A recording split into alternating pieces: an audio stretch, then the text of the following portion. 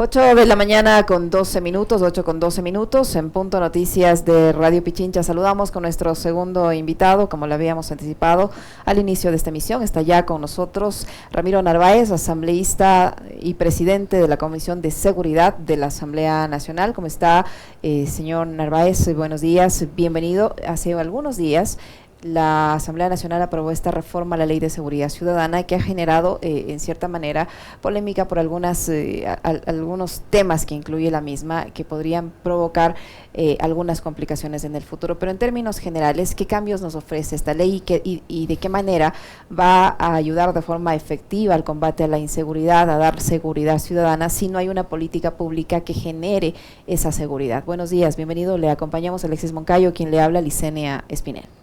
Un saludo afectuoso a todos ustedes. Mire, efectivamente la Asamblea Nacional ha trabajado de manera ardua en este proyecto de ley que reforma 9 cuerpos legales. Es importante mencionar que esta ley ha sido trabajada con instituciones públicas, con expertos en criminología, con la academia y con la sociedad en general. Solo para dar un ejemplo y poner en contexto, participaron instituciones como la Corte Nacional de Justicia, el Consejo de la Judicatura, la Fiscalía, la Defensoría Pública, la Defensoría del Pueblo, el Ministerio del Interior, la Policía Nacional, la Secretaría de Derechos Humanos, el SNAI, entre otras instituciones. Ahora, en concreto, ¿qué ofrece esta ley? Hemos planteado reformas urgentes para solventar los principales problemas que está viviendo el ciudadano ecuatoriano o temas que abonan a la violencia. En el tema de lo que se conoce popularmente como las vacunas, se ha generado un proceso para tipificar de manera adecuada esta extorsión que ha generado que cientos, que miles de negocios cierren sus puertas porque no tienen el dinero para cumplir con el pago de cuotas semanales, quincenales, mensuales. El delito de extorsión existía, pero hoy hemos garantizado que este mecanismo, este lamentable mecanismo, esté adecuadamente tipificado y pueden ser penas entre 7 y 10 años a quienes cometen este delito. Ese es uno de los elementos. Esta es una ley larga. ¿Qué más tiene? Hemos incrementado o hemos incorporado nuevos delitos, como por ejemplo, se sanciona de manera drástica a quienes incorporen a la delincuencia organizada a menores de edad, a niños, niñas, adolescentes, que son cooptados por la delincuencia para cometer delitos de gran reproche social. Este delito no existía. Hoy, en este proyecto de ley, está incorporado. Hemos también facilitado el proceso de destrucción de droga. Hay varios reportajes llevados adelante por los medios de comunicación en donde la droga incautada se va a bodegas custodiadas por la policía y muchas veces son asaltadas por la propia delincuencia.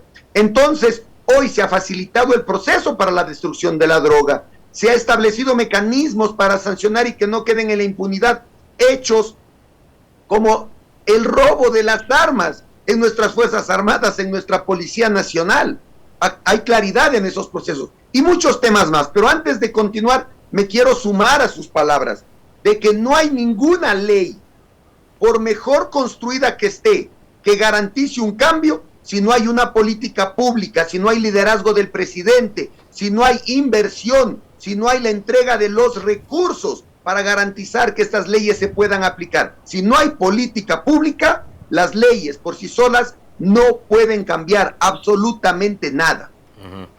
¿Cómo está, asambleísta? Qué gusto saludarle. A ver, coincido plenamente en lo que usted acaba de manifestar, porque si nos remontamos a lo sucedido en los últimos días de diciembre, o la mitad del mes de diciembre, el gobierno y quienes siguen las líneas que dicta la política comunicacional del gobierno fueron muy críticos de una asamblea que se iba de receso, receso además que está dentro de la ley y la Constitución, son las vacaciones que todo funcionario público tiene, pero decían, se van de vacaciones y dejan al país a cargo de la inseguridad, de la delincuencia, del crimen organizado y demás. Y yo coincido plenamente con lo que usted dice. Pueden aprobar esta o 20 leyes más relacionadas con la seguridad, que no van a ser efectivas si es que no hay una fuerza pública que esté bien dotada de armamento, de equipos, con patrulleros funcionando, con UPCs en buen estado, con policías bien preparados, bien entrenados, bien educados. El tema es que a la par que ustedes aprueban una ley, también tienen que hacer control político. Entonces, ese control político tiene que ver con la verificación de que el Ministerio del Interior, o los ministerios, secretarías que están a cargo del tema de la seguridad, hagan lo que les compete. ¿Van a hacer un acompañamiento ustedes con respecto de aquello? Mire, nosotros hemos iniciado una cantidad importante de procesos de fiscalización, pero esa no es la solución, porque no podemos estar atrás de cada acción del Ejecutivo, porque si no, no terminaríamos nunca. Mire, solo para darle un ejemplo, hemos estado fiscalizando lo de los narcogenerales, hemos estado fiscalizando la falta de equipos del ECU 911, estamos fiscalizando el tema de los ascensos fallidos en la Policía Nacional, hemos fiscalizado sobre Big Money en las Fuerzas Armadas, fiscalizaciones sobre los daños colaterales por muertes de niños, niñas y adolescentes como efecto colateral de la violencia, y una cantidad impresionante de procesos de fiscalización, la falta de gestión de los gobernadores en temas de seguridad, hemos fiscalizado el tema carcelario. Entonces hay miles de temas que nos tocaría estar atrás como policías, viendo que el gobierno y las instituciones públicas cumplan con su responsabilidad. Nosotros, desde la Asamblea Nacional, garantizamos la construcción de leyes que faciliten el trabajo a las instituciones públicas y fiscalizamos lo que más podemos, pero insisto, hay una cantidad impresionante de fallas en el Ejecutivo y en todas las instituciones públicas que no acabaríamos nunca procesos de fiscalización. Por lo tanto, aquí se necesita liderazgo, decisión, presupuesto. Mire, nosotros planteamos la construcción de una mesa para garantizar la depuración de las instituciones públicas como la Policía Nacional, las Fuerzas Armadas, el SNAI, y también establecer mecanismos para su reestructuración y fortalecimiento. ¿Sabe qué pasó? Indiferencia absoluta de las instituciones, porque no inician procesos serios de autodepuración. Hay una infiltración de la delincuencia en nuestras instituciones y no se la puede negar. Los mismos policías capturan a sus compañeros utilizando los patrulleros para transportar droga. Hay policías que han sido implicados en casos graves de delitos. En las Fuerzas Armadas, que son, mire, yo respeto a las dos instituciones, pero no todos actúan de manera adecuada. En las Fuerzas Armadas, el caso Big Money es uno de ellos. La captura de droga cerca de Galápagos, en donde el personal de las Fuerzas Armadas se quedó con la mitad de la droga incautada para luego intentarla comercializar. La destrucción del radar en Montecristi. Se vuelve urgente un proceso de depuración, pero no, la Asamblea no puede hacer nada y necesitamos de la voluntad de las instituciones. Así que seguiremos cumpliendo con nuestro trabajo, pero si no hay esa predisposición del Ejecutivo de tener mano firme con estas acciones, nada va a cambiar. Asambleísta Narváez, hay temas, como yo le decía, que generan polémica y uno de ellos es la imputabilidad a los menores de edad. Allí, ¿cuál es el cambio que se propone y qué va a pasar, por ejemplo, con temas como la instrucción fiscal? Sí, mire, el tema de la imputabilidad a los menores, inimputabilidad, ese tema no fue abordado en este proyecto de ley. Hay un nuevo código de la niñez que una de las comisiones está trabajando y entiendo que ahí se están revisando esos temas. Yo lo que sí le puedo manifestar es que preocupados por la situación que vive el país, porque no podemos ser indiferentes, sí establecimos un nuevo delito, que es la cooptación, el reclutamiento de menores de edad, de niños, niñas y adolescentes por estas organizaciones delictivas. Hay sectores que lo que plantean es que los menores de edad sean juzgados como adultos. Hay leyes internas, hay normativa interna y hay normativa internacional que impide iniciativas como esa, porque son sectores vulnerables. Tenemos niños que han iniciado el consumo de droga antes a los 12, 13, 14 años, hoy a los 9, 10, 11 años. Niños que viven en la calle, que están con el vicio de la droga, que cometen delitos menores, que después son cooptados, reclutados por las bandas delictivas, y a esos menores que han sido carentes de oportunidades, de espacios de educación, de un hogar organizado. Se los quiere hoy meter presos, como que metiendo presa a la gente se va a solucionar el problema. Solo para terminar esta idea, el Código Orgánico Integral Penal ha tenido más de 18 reformas, todas las reformas para subir las penas. Si es que el incremento de penas, si el endurecimiento de la justicia hacia la población fuera la solución, hoy no existiría delincuencia en el Ecuador. Y resulta que pasamos nosotros de 10.000 privados de la libertad a casi 40.000 privados de la libertad. Y nuestras calles se han vuelto más violentas. Hay que trabajar también en la estructura social. Hay que combatir el delito, pero también hay que prevenir el delito. Y la prevención del delito es generar espacios de oportunidad para los niños, para los jóvenes, para los padres, para que no sean tentados de cometer actos ilícitos para solventar sus necesidades. Asambleísta Narváez, ya en otro tema, yo le quería preguntar qué opinión le merece esta comparecencia que han hecho autoridades del Gobierno Nacional a la Comisión de Justicia para esclarecer esta denuncia de una supuesta red de corrupción que salpica al círculo más cercano del jefe de Estado, entre ellos al propio cuñado, el señor Danilo Carrera. Ayer usted habrá escuchado la respuesta que ha dado el presidente de la República sobre el caso y sus funcionarios acudieron a la Asamblea. ¿Les convenció o no les convenció las explicaciones que dieron los funcionarios del gobierno? Mire, todos los indicios de corrupción deben ser investigados.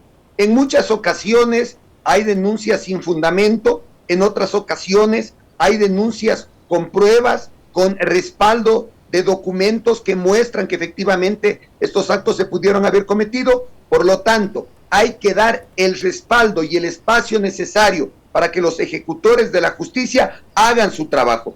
Este gobierno le ha fallado al pueblo ecuatoriano en temas de no cumplir con su plan de trabajo, le ha fallado en un mal manejo del tema presupuestario, descuidando los sectores sociales, le ha fallado incumpliendo sus ofertas de campaña, de las cuales muy poco se ha realizado. Sería penoso, sería lastimoso que hoy, adicional a estos incumplimientos, se sumen actos de corrupción dentro del espacio público. Por lo tanto, hay que dar el respaldo y el espacio necesario para que los ejecutores de los procesos de investigación y de sanción, en caso de ser necesario, cumplan con su rol. Yo lo que puedo manifestar es que tiene que esclarecerse. No se puede guardar silencio ante tantas denuncias presentadas. El manejo de los recursos públicos debe ser sagrado. Entre más corrupción hay en el sector público, menos obras, menos oportunidades a nuestros sectores. El día, o hace 2 días, pude estar en un hospital público y es lamentable ver cómo los funcionarios se esfuerzan por dar atención digna a las personas que acuden, pero les faltan insumos, les faltan herramientas, les faltan espacios, les faltan profesionales para garantizar un servicio de calidad. El presidente no le ha cumplido al país y sería penoso que adicional a esos incumplimientos, hoy tengamos que ser testigos del saqueo de los recursos públicos. ¿A qué hospital visitó usted y no tenían los implementos para atender? Mire, yo estuve... pero díganos cuál fue la dependencia. Yo soy de la provincia del Carchi, estuve ahí, fui testigo de la vocación de servicio de los doctores, fui testigo de la vocación de servicio del personal del hospital, pero les faltan herramientas. En el Carchi, ¿pero cuál hospital? ¿En qué cantón? En el cantón Tulcán de la provincia del Carchi, estuve presente y yo pude evidenciar cómo, a pesar de los esfuerzos que realizan sus funcionarios, no hay un servicio de calidad y mucha gente esperanzada en el servicio público tiene que esperar para ser atendida. Los doctores están presentes, los servidores públicos están presentes, pero si no les damos las herramientas para que puedan cumplir de manera adecuada su trabajo, no lo van a poder hacer. Y mire, le preguntaba esto porque es importantísima esa información en la que usted nos acaba de dar.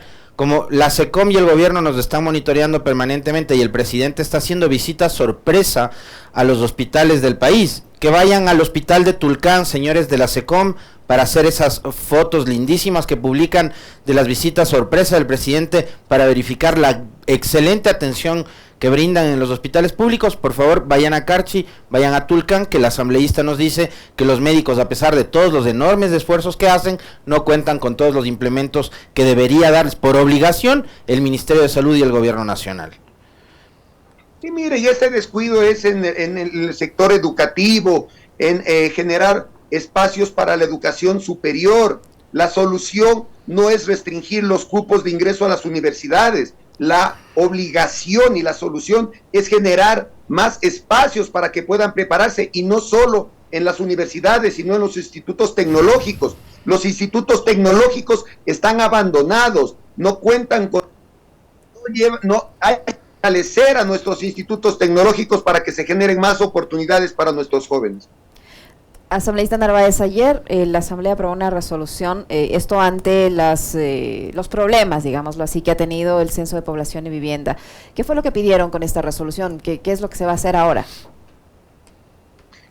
Mire, ahí usted pone un ejemplo más, no tengo los detalles, pero usted pone un ejemplo más de las necesidades que hay en la población ecuatoriana y que lastimosamente no han sido solucionadas. La Asamblea Nacional también debe ser más proactiva, enfocarse en los problemas de mayor, que tengan mayor impacto en la sociedad, que sean de mayor magnitud. Debemos ser más eficientes en los manejos del tiempo. Muchas veces las resoluciones no nos llevan a ningún lado, los exhortos no nos llevan a ningún lado, y por lo tanto debemos enfocarnos en fiscalizar aquellos incumplimientos que generan mayor impacto en la sociedad y generar las leyes que les permitan a las instituciones tener mayores herramientas. Pedir a la Contraloría, asambleísta Narváez, pedir a la Contraloría que audite la realización del censo y que se pida un censo o una encuesta paralela para verificar si este ejercicio se realizó adecuadamente, es perder el tiempo. A ver, lo que se tiene que hacer es un proceso de fiscalización. Los exhortos, con todo el respeto del mundo a todos los compañeros asambleístas, es una pérdida de tiempo, porque yo le exhorto, le pido a la autoridad que cumpla su trabajo, cuando lo que yo debo es iniciar un proceso de fiscalización para esclarecer si el proceso ha sido adecuadamente realizado. Los exhortos no nos llevan a ningún espacio, son un pedido para que las instituciones cumplan con lo que tienen que cumplir, y desde esa perspectiva yo expreso y me reafirmo de que no generan ningún impacto y que debería el tiempo ser aprovechado de mejor manera. Cuando las resoluciones son creadas o desarrolladas de manera objetiva y llevan a procesos de fiscalización, llevan a informes que generen determinación, diagnóstico y responsabilidades de incumplimientos y soluciones, ayudan. Caso contrario, no ayudan. Yo he sido parte de exhortos y de resoluciones que muchas veces no llevan a ningún lado, y esa es la experiencia en estos 2 años.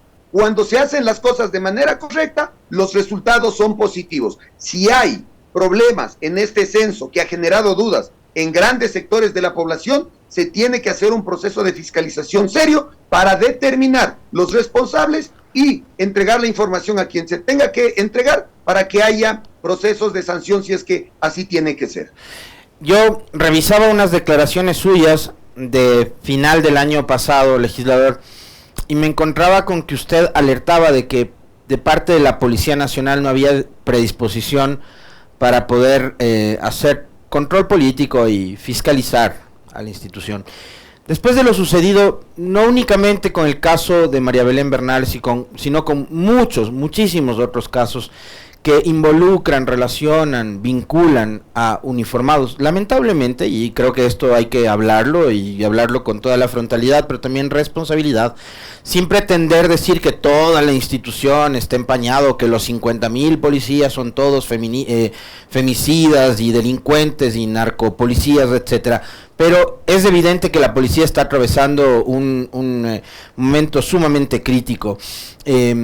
Hemos visto lo que ha sucedido ya con Cáceres, hablando de un caso específico, pero a criterio suyo, ¿por dónde debería pasar una suerte de reingeniería, de reforma institucional de la policía tomando en cuenta de que es una institución que en los últimos años se cerró. O sea, no hay poder político civil que pueda hacer absolutamente nada con la policía, porque los uniformados simplemente no quieren que nadie de la sociedad se meta a fiscalizar, a revisar procesos, a asesorar, ni nada por el estilo.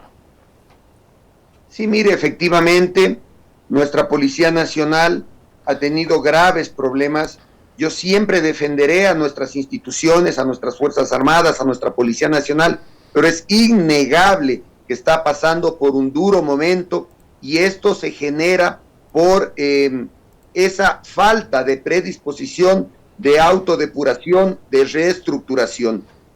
Nosotros hace pocos días aprobamos una ley de personal y disciplina de las Fuerzas Armadas, en donde se facilitan herramientas para la depuración, en donde se facilitan herramientas para que actos inadecuados no queden en la impunidad.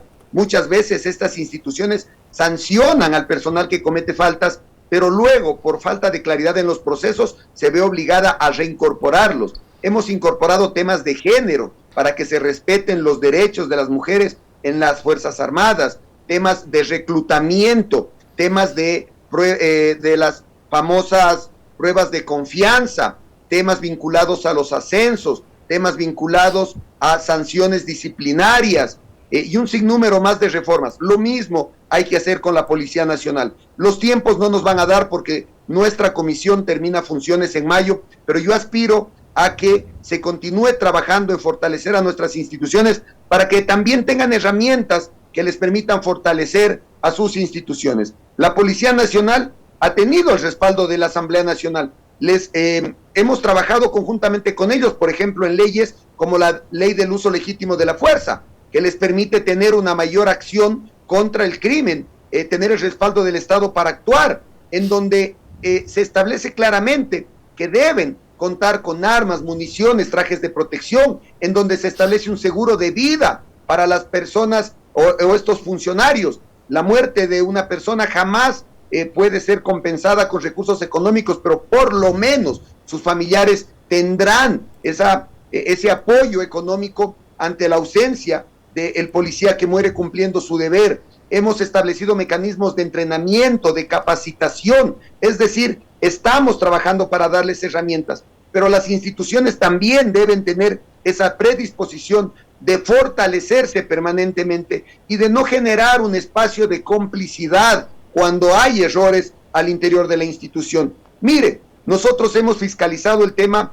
del fallido ascenso de 4 generales, y hasta hoy, luego de muchos meses, no tenemos claridad en cómo se desarrollan los procesos de ascenso, en cómo se generan estos procesos y que no sean espacios en donde se pierda la objetividad y se eviten que mejores integrantes de esta institución puedan ascender. Entonces se generan estos espacios en donde no hay claridad o en donde no tienen la predisposición de mejorar cuando se cometen errores. Si no hay esa predisposición, difícilmente las cosas cambiarán. Yo quiero insistir en esto.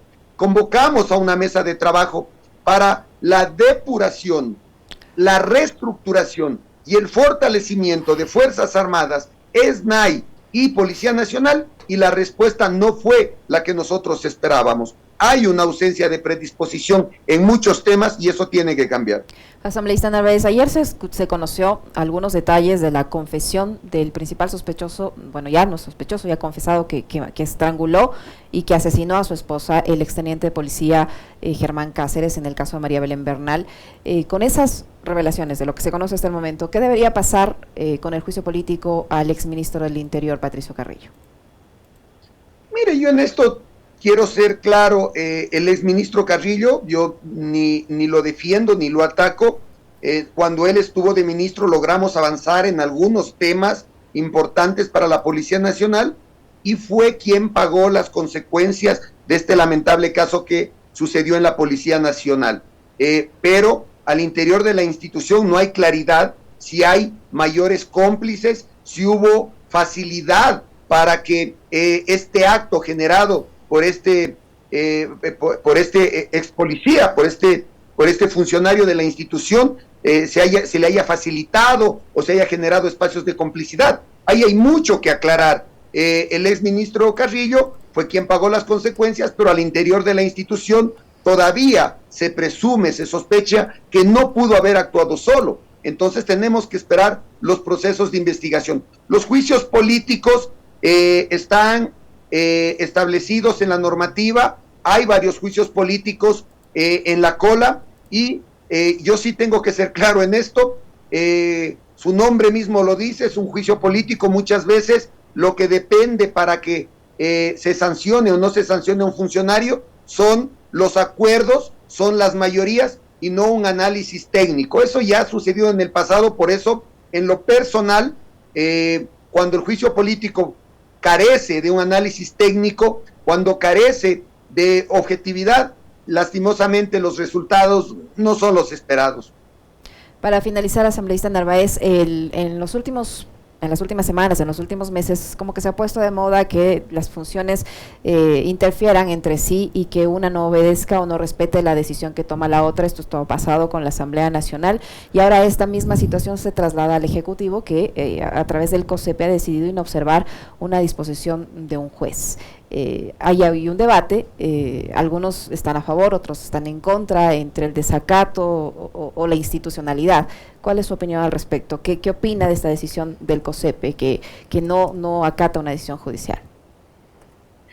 Mire, nosotros en la ley que reforma varios cuerpos legales hemos incorporado una normativa en donde se impide que acciones como el habeas corpus o las acciones de protección sean mal utilizadas para el traslado de personas privadas de la libertad. Es decir, cuando se toma la decisión de trasladar a un privado de la libertad a otro espacio, ya no van a poder ser obstaculizados estas acciones con habeas corpus o acciones de protección. Creo que ese es el camino correcto. El desacato para mí no es el camino. Debe haber el respeto entre una institución y otra. Si es que algo está fallando, se tienen que hacer las reformas respectivas, pero cuando iniciamos en una cadena de desacatos, lo único que nos genera nos genera una desestabilización. ¿Qué va a pasar cuando no estemos conforme con una sentencia del eje de justicia? Nos declaramos en desacato. Si esto se hace una vez, se puede hacer 10 veces. Por lo tanto, ese no es el camino. Lo que debe haber es claridad en la normativa, claridad en los procesos. Si hay algo que reformar, reformémoslo. Hemos demostrado como Asamblea Nacional y muchas instituciones de que podemos trabajar en equipo y de que podemos atender la demanda legislativa de manera urgente. Cuando hay temas puntuales podemos procesarlos de manera rápida, pero esta cadena de desacatos lo único que va a generar es mayor desestabilización. Si hay algo que reformar, hagámoslo. A veces pueden tener la razón, a veces las actuaciones del eje de justicia le quedan debiendo al país y hay jueces que han tomado decisiones erradas y equivocadas, pero ahí está pues un Consejo de la Judicatura que no es únicamente responsable de garantizar que haya hojas de papel en el eje de justicia. El Consejo de la Judicatura es responsable de garantizar el funcionamiento eficiente, adecuado del eje de justicia y tiene que garantizar procesos de capacitación, procesos de evaluación, procesos de sanción a quienes incumplan. Pero no podemos estar permanentemente en estas acciones. Hay que fortalecer el eje de justicia que mucho le debe al pueblo ecuatoriano. Muchísimas gracias, asambleísta Narváez, por habernos acompañado en este diálogo. Muy amable. Muy gentil, gracias. Un excelente día. A usted, lo propio.